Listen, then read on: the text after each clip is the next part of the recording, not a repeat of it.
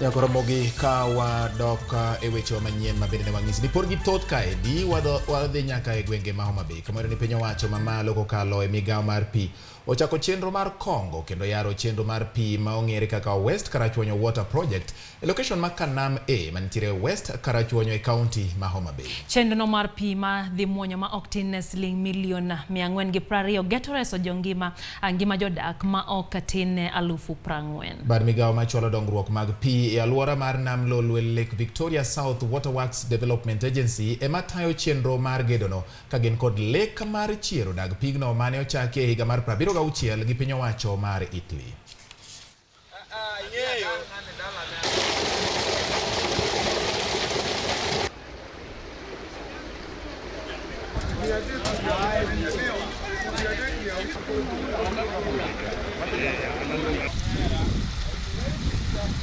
Kawuono wan West Karachuonyo, gima wadwa timo kae en achiel, wadwa loko yo ma ikonyogo jothurwa yudo pi kwa golo kuom power line ma ae Kenya Power and Lighting to watiyo gi chieng' through the solar system.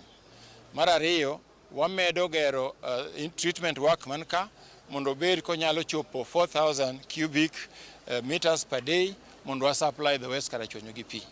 Oro wang'eyo kendo wan gadiera ni project mwatimo sani ma en phase 1 of the second intervention bro miyo jo Karachuonyo pi ma bro chopo kuom dhano karibu 40,000 ga wang'iyo kod skunde mantie e iye kae. Provide what I would call life to the people of Karachuonyo, especially the West Karachuonyo ward and also North Karachuonyo ward, plus Kibiri as well. Yeuru kikung'ad pipe mabironu makelonu pi. Yeuru mondo urit pipe gi nikech ka ok uritogi to gibiro lalo pigni, to pigni biro bedo costly, to wabiro chungo production ka.